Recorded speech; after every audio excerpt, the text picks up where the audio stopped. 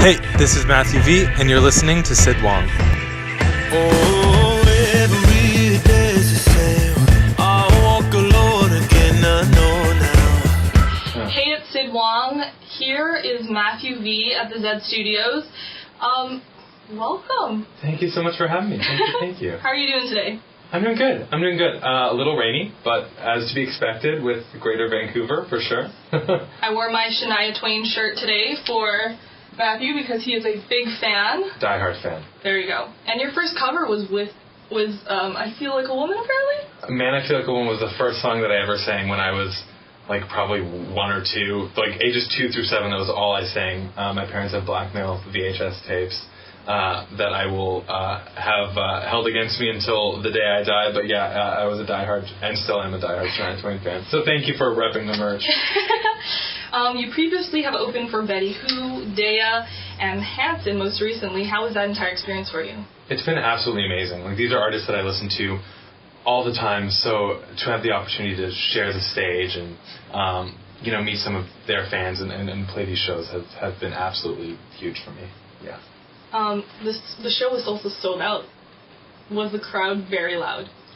The crowd was awesome. At this last week, I played for Hanson, and it was sold out in Vancouver, my hometown, which was awesome. It was loud. It was great. It was amazing. I also heard some fans were waiting outside the venue for you.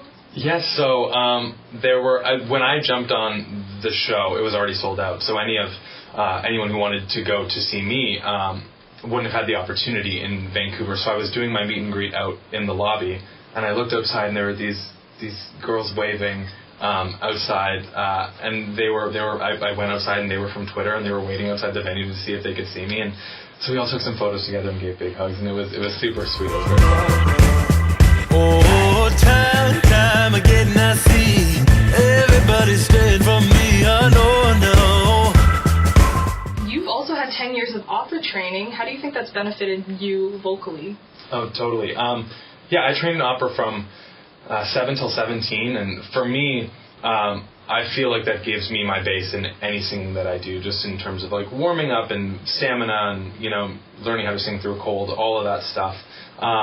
Sometimes people will tell me that they hear, that I have a bit of a trained or a classical voice because I have a pretty thick vibrato, but yeah, I take it as a huge compliment. It gave me a good base to start off to branch out towards pop music. Yeah.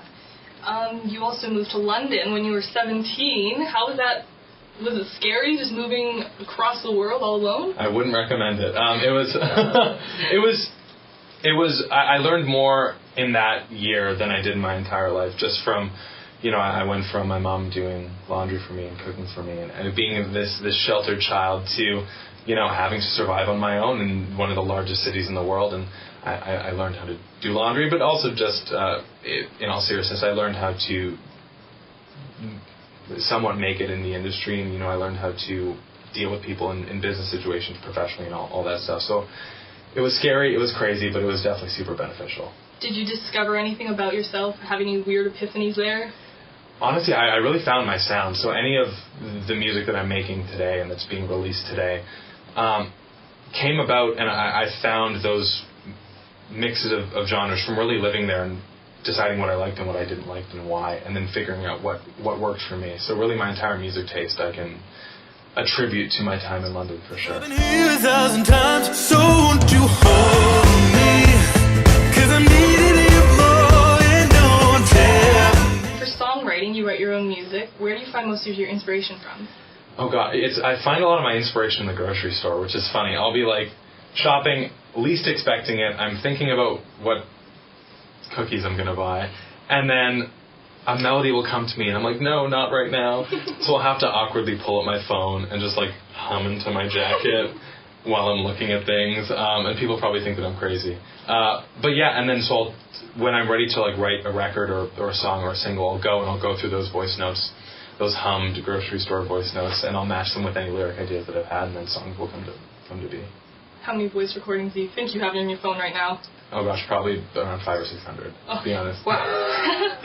Some of which are very old, but it's kind of a constant battle, just always having something new in there. So going through them is the hard part. You're also friends with Willa. She's also another local artist. You also wrote music for her. How was that experience? Yeah, so Willa is one of my best friends. She just recently moved to Toronto, which was gut-wrenching for me. But I'm luckily enough, I'm in Toronto quite a lot now. It's great. It's an amazing process when you're writing music for and with people that you're so close with in your personal life. Because writing music is a super intimate situation, so to have someone that I trust on that level is pretty awesome. Willa, if you're watching, Matthew misses you a lot. I miss you a lot. We actually talked on the phone this morning. Like I've heard it before. Don't tell me smooth. I don't need that from you. And when you leave me, don't you tell me smooth. Tell Me Smooth is your latest single. It's playing on Z right now in our rotation. Yes. Congratulations on all that success and your music video as well. Thank you so much. Yeah, it's super exciting for me to have the song on Zed. I've been getting so many Snapchats and Instagram messages and just people listening to the song. Zed is what like me and my family listen to when we're driving anywhere, so it's super surreal for me. Do you listen to the ZFX? I do. Do you have any guesses for what this one is right now? I have never been even remotely close to any of them. Ever. And when it happened, I still don't really believe that that's what it was. So I'm a little bitter about not winning any of these. Although maybe I should call in next time and just like get my 2 cents and lose terribly again. So we'll see.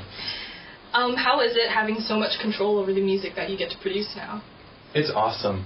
I know a lot of artists that don't necessarily get as much control over their stuff. And I went into my label relationship, and we kind of understood each other, that they knew the type of music that I wanted to make, and they were fully okay with that, and they trusted me, which is awesome.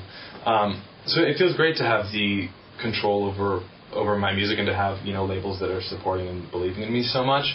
Although very much it's also a huge collaboration. So it's the best of both worlds for sure. Yeah.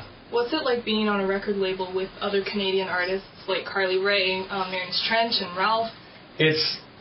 It's really amazing. It's so cool because I go into the office and there's like Carly Rae fan mail, and like it's all music that I like listen to and pull inspiration from. So to be a part of that family is pretty amazing. You also had a Twitter hashtag going on, selfies for Matthew? Yeah. How is it seeing your fandom kind of grow?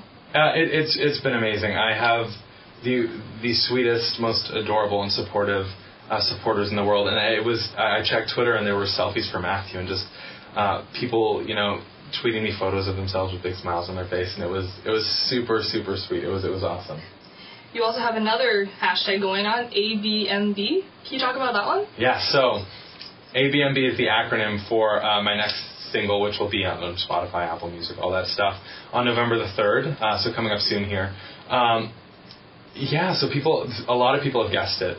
It's a cover song, so I'll give that hint. Yeah, and it's coming out on November 3rd, and I'm super excited because we've totally changed up this song that I grew up listening to, so I'm excited about it. Don't say you did it for me. Don't say you've eased my pain. No. When you perform personal songs, do you ever find it hard because they're really vulnerable or really emotional? Very much so. Especially from my first EP, which I did independently. It's a super open and very intimate and vulnerable process for me to talk about things that are typically embarrassing or just very emotionally vulnerable for me. So I've definitely come to terms with it now. Lots of the vulnerable songs for my new record aren't out yet, so I'm approaching that slowly. I'm going through those emotions, but typically what I've found is when I'm super vulnerable and super authentic and super myself, that's when people get to connect with it, because these are real human feelings, and I think that's one of my favorite parts. Awesome. You also have your album coming out next year. Yes. What can we expect from it? Okay, what can we expect from my album? Well, it's going to be out in 2018. There are a bunch more singles to come, which will be awesome. What to expect from it? To be honest, every song sounds completely different from one another. So if you like Tell Me Smooth, I'm so glad you like Tell Me Smooth. That's awesome. You won't find another song that sounds exactly like Tell Me Smooth. Everything is completely different. They've probably pulled new inspirations from everything. So hopefully, if you like a bit of everything, you'll definitely find something that you like on the record. Yeah. Earlier during your performance, you mentioned that you love Rhea May. Yes. She's coming in here in next 2 weeks from now. Do you have anything you'd like to say to her? That I have to say to Rhea May? Well, it's so funny because when we were doing this radio tour, we have the same radio team. I work with Sony Music and she's with Sony Music. And so every meeting I was in, we were talking about me and we were talking about Rhea. And yeah, we were just, I've been listening to the song so much this month. I am not sick of it. So keep making bops, Rhea. I'm loving Bend. It's great. Yeah. Because I'm needing you more. Tell me to go over. Halloween is next week. What do you have planned for Halloween?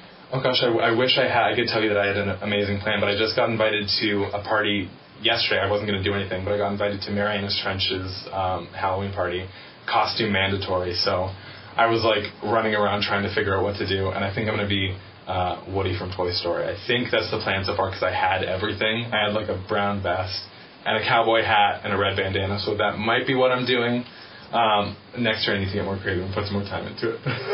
For sure. Word on the street is that Reese's Pieces are your favorite type of Halloween treat. Oh my gosh. Zed's never going to be able to get rid of me. If there's treats like this waiting all the time, I'm stuck. Music's done. I'm now an intern at Z953. This is amazing. Oh my gosh. Wow, thank you. So these are going to be gone in the car at home. They're going to be, these are not lasting until Halloween. Well, there you go. Happy Halloween. Thank you so much. Thank you so much for talking to me as well. Mathew V. Thank you so much. Thank you. Tell me smooth, I don't need that from you. And if you're leaving me